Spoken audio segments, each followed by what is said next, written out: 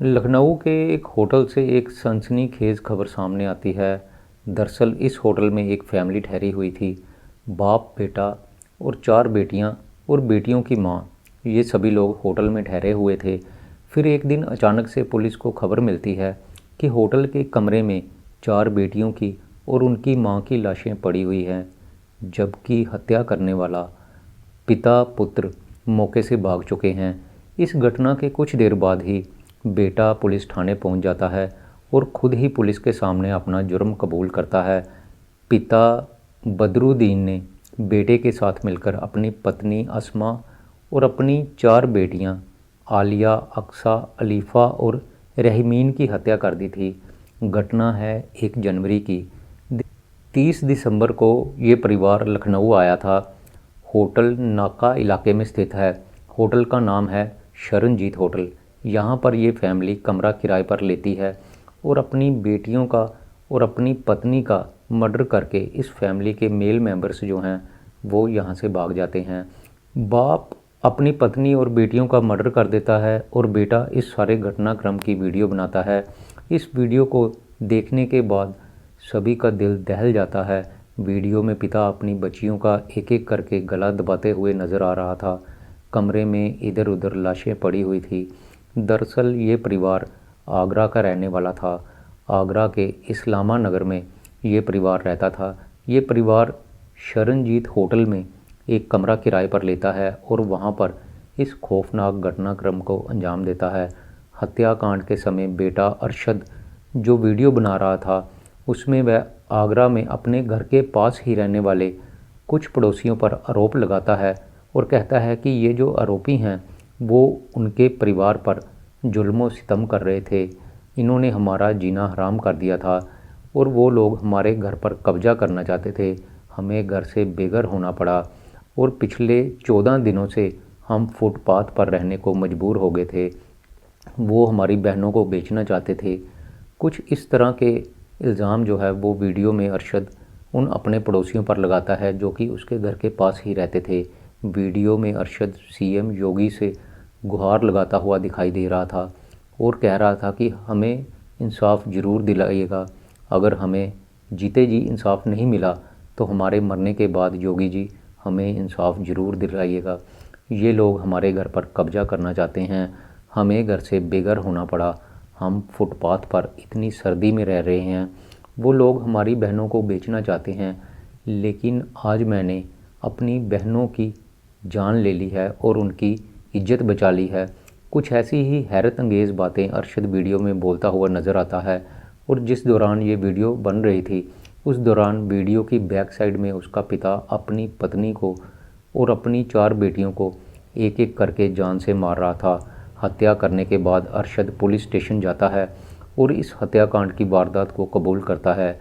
जब पुलिस वाले कहते हैं कि तुम अकेले आए हो, तुम्हारा पिता कहाँ है, तो अरशद कहता है कि पिता आत्महत्या करने के लिए होटल से रेलवे लाइन की तरफ निकले हैं। ये सुनकर पुलिस वालों के पैरों तले ज़मीन खिसक जाती है। मामला 1-2 नहीं बल्कि 5 कत्ल का था और कत्ल करने वाला शख्स खुद ही पुलिस स्टेशन आ गया था। पुलिस वालों ने ऐसा सोचा भी नहीं था। ऐसा केस पुलिस वालों ने पहले कभी देखा भी नहीं था। अरशद पुलिस वालों को कह रहा था कि मैं बस्ती वालों से तंग आ चुका था, इसलिए मैंने अपने हाथों से अपनी माँ और अपनी बहनों को मार दिया। उनके हाथों की नसें काट डाली और फिर गला दबाकर मैंने उनकी हत्या कर दी। मैं खुद भी आत्महत्या करना चाहता था, लेकिन तब आपको इस केस के बारे में बताने वाला कोई नहीं रहता, क्योंकि पिताजी पहले ही आत्महत्या कर लेते। रेलवे लाइन की तरफ पिताजी जा चुके हैं। थोड़ी देर बाद ही उनकी आत्महत्या करने की खबर आपको मिलेगी। इसलिए मैंने सोचा कि मरने से पहले एक बार पुलिस वालों को सारी हकीकत बता दूं, ताकि सबको पता चल सके कि हमारा घर छीनने के लिए हमारी बस्ती वालों ने हमारे ऊपर कितने जुल्म किए हैं।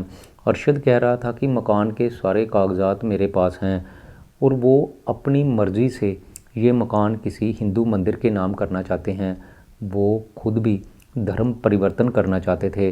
और अरशद ने अपने पड़ोसियों का नाम लेते हुए बताया कि पड़ोसियों में आफताब, अहमद और उसके कुछ रिश्तेदार हैं जो कि घर के पास ही रहते हैं।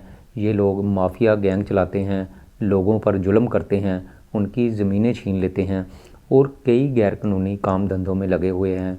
ये लड़कियों की सप्लाई करते हैं और ये हमारी बहनों को आगे बेचना चाहते थे। मैं अपनी बहनों को बिकता हुआ नहीं देख सकता, इसलिए मैंने अपनी बहनों की इज्जत बचाने के लिए उनको जार से मार दिया। अरशद कहता है कि पड़ोसी जानबूझकर लोगों को कहते थे कि हम लोग बांग्लादेशी हैं, जबकि हम बंदायूं में रहते हैं। बंदायूं में हमारे दादा दादी के पास हमारे शुरू से ही हिंदुस्तान में रहने के प्रूफ भी आपको मिल जाएंगे। बस्ती वालों ने हमें तंग कर दिया था। हम धर्म परिवर्तन करना चाहते थे, लेकिन हम कर नहीं पाए। ऐसा सब कुछ वो वीडियो में बोल रहा था। कई दिनों से वो बोलता है कि हमने खाना नहीं खाया, हम ठंड में फुटपाथ पर सोते रहे और आखिर में हमें ये कदम उठाना पड़ा। वीडियो में अरशद योगी जी का नाम लेकर उनसे रिक्वेस्ट करता हुआ दिखाई दे रहा था कि जो लोग भी उनके और उनके परिवार की मृत्यु के लिए जिम्मेवार हैं, उनको कड़ी से कड़ी सज़ा दिलवाई जाए। अरशद वीडियो में ये भी कह रहा था कि वो योगी जी से मिलना चाहता था, लेकिन मिल नहीं पाया। अरशद अपने वीडियो में योगी जी से इंसाफ की गुहार लगाता रहा और वो अपनी बहनों को इंसाफ दिलवाने की बातें कर रहा था। और साथ ही वो जिस गेस्ट हाउस में वो लोग रुके थे, वो कह रहा था कि इन गेस्ट हाउस वालों का इसमें कोई भी दोष नहीं है, उनको तंग न किया जाए, हमने तो यहाँ पर सिर्फ कमरा ही लिया था। अरशद ने वीडियो में कई ऐसी बातें कही थी जिनको सुनकर कि बहुत ही ताज्जुब होता है कि क्या पीड़ित के परिवार, जो पीड़ित परिवार हैं, क्या उनके साथ सच में ऐसा हो रहा था? क्या ऐसा परिवार जिसके साथ जुल्मों सितम हो रहा हो, उनके लिए कोई रास्ता नहीं है?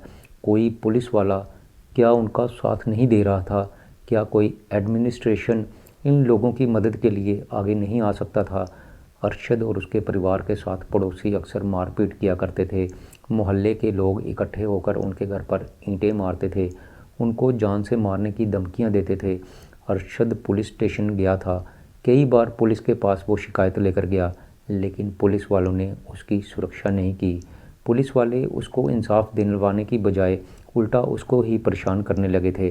अरशद कहता है कि मैं तो बस्ती वालों से तंग आकर हिंदू धर्म अपनाने का फ़ैसला कर चुका था और मैं योगी जी से मिलना चाहता था, लेकिन मिल नहीं पाया।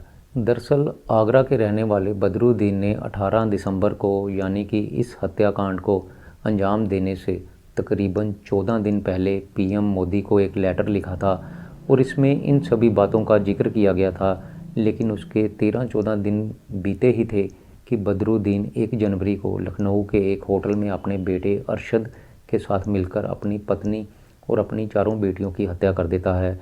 जो लेटर बदरुद्दीन ने पीएम मोदी के नाम लिखा था, उसमें बदरुद्दीन ने कहा था कि मैं यमुना के इस्लाम नगर में मकान नंबर 183 में रहता हूँ।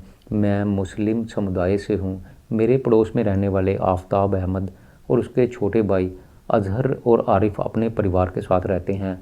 मोहल्ले में ही उनके कई और रिश्तेदार भी रहते हैं। ये लोग अक्सर हमारे साथ झगड़ा करते रहते हैं और ये बदमाश किस्म के आदमी हैं। मैं अपने मकान के नीचे एक छोटी सी परचून की दुकान चलाकर अपने परिवार का गुजर बसर करता हूँ और 16 दिसंबर की शाम को पड़ोसियों ने जानबूझकर ऑटो से मेरी दुकान में टक्कर मारी। इसमें मेरी बेटी के हाथ में चोट लग गई। मैं पुलिस स्टेशन जाकर शिकायत करता हूँ, लेकिन पुलिस वालों ने कोई भी कार्रवाई नहीं की और हमारा पड़ोसियों से राजीनामा करवा दिया। 18 दिसंबर को 8 बजे मेरे घर पड़ोसी आए और ईंट पत्थरों से मेरे घर पर हमला करने लगे। मेरी लड़कियों के साथ इन्होंने बदतमीजी की। जब हमने इन्हें रोकने की कोशिश की तो इन्होंने मारपीट करनी शुरू कर दी और हमें जान से मारने की धमकियां देने लगे। हमने पुलिस वालों को फ़ोन किया। पुलिस ने आरोपियों के खिलाफ़ कोई भी कार्रवाई नहीं की। हमारे पड़ोसी बदमाश किस्म के इंसान हैं, कई अवैध धंधे करते हैं, रोज़ हमसे झगड़ा होता है। मेरा परिवार हिंदू धर्म अपनाने जा रहा है और मैंने ये फ़ैसला काफ़ी सोच समझ कर किया है। अपने परिवार की सुरक्षा के लिए ये कदम मैंने उठाया है। इस तरह की बातें लिखने के बाद बदरुद्दीन ने लेटर में लिखा कि मैं अपने परिवार को लेकर घर से और इस बस्ती से दूर जा चुका हूँ और सर्दी के दिनों में भी रात को मैं फुटपाथ पर सोने के लिए मजबूर हूँ। अगर मुझे या मेरे परिवार को कुछ हो जाता है तो इसके लिए पड़ोसी ही जिम्मेवार होंगे।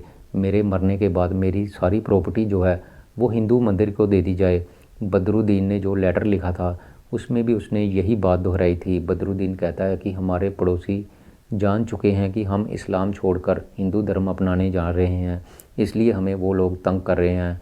अब ये बातें तो अरशद और बदरुद्दीन ने वीडियो और लेटर में कही थी, लेकिन उनके मोहल्ले वाले जो हैं वो इससे थोड़ा सा अलग बातें बता रहे थे।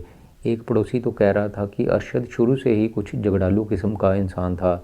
वो अपने घर में किसी से भी प्यार से बात नहीं करता था। अरशद की शादी हुई थी, लेकिन उसके इसी स्वभाव के कारण उसकी बीवी जो है वो उसको छोड़कर जा चुकी थी। उनका एक पड़ोसी कह रहा था कि उसकी कुछ दिन पहले अरशद के साथ थोड़ी सी बहसबाजी हुई थी, तो अरशद ने छत पर जाकर उनके ऊपर पत्थर फेंकने शुरू कर दिए। वो पड़ोसी पुलिस को फ़ोन करता है, पुलिस आती है, लेकिन अरशद उस समय मौके से भाग जाता है। पड़ोसी अरशद और उसके पिता के बारे में कुछ अलग तरह की बातें बता रहे थे, जबकि अरशद और उसके पिता ने लेटर में और वीडियो में कुछ अलग बातें बताई थी। अभी अरशद जो है वो तो खुद ही पुलिस के पास चला जाता है, लेकिन उसका पिता जो है वो अभी भी पुलिस की पहुंच से दूर है। वो पुलिस के पास नहीं आया और ना ही उसका अभी तक कुछ पता चला है। उस पिता के सामने आने पर इस केस से संबंधित कुछ और जानकारियां मिल सकती हैं। तो दोस्तों, मैं यहाँ पर यही कहना चाहूँगा कि देखिए किस तरह से कुछ देर के गुस्से और फ्रस्ट्रेशन ने पूरे परिवार का खात्मा कर दिया। अरशद और उसके पिता ने गुस्से में अपना आपा खो दिया और इतने फ्रस्ट्रेटेड वो लोग हो चुके थे, और इसी फ्रस्ट्रेशन में आकर उन्होंने जब कुछ और रास्ता नहीं मिला तो अपने परिवार को ख़त्म कर लिया। हो सकता है उनकी जो समस्या थी, जो प्रॉब्लम थी, वो हद से ज़्यादा बढ़ चुकी थी, लेकिन ये जो उन्होंने इस हत्याकांड को अंजाम दिया, ये काम सरासर गलत था और एक बहुत ही भयानक और विभत्स कदम उन्होंने उठाया। अगर उनकी समस्या इतनी ही ज़्यादा बढ़ चुकी थी तो उनको पुलिस के पास जाना चाहिए था, किसी संस्था के पास जाना चाहिए था। उन मासूम बेटियों का क्या कसूर था, उनकी माँ का क्या कसूर था, जिनकी की इतनी बेरहमी से हत्या कर दी गई। उन्हें हिंदुस्तान के कानून पर पूरा भरोसा रखना चाहिए था। अपनी समस्या पुलिस में जाकर बताते या कोर्ट में जा सकते थे, लेकिन इन्होंने जो रास्ता चुना वो सरासर गलत था। 5 मासूम लोगों की जान चली गई। तो दोस्तों, मेरी आज की ये कहानी यहीं पर ख़त्म होती है। जाते जाते मैं आपसे यही रिक्वेस्ट करना चाहूँगा कि अगर आप चैनल पर नए हैं तो चैनल को सब्सक्राइब कर दीजिए और वीडियो को लाइक कर दीजिएगा। मैं फिर आऊँगा आपके लिए एक नई कहानी लेकर। तब तक के लिए नमस्कार, शुक्रिया।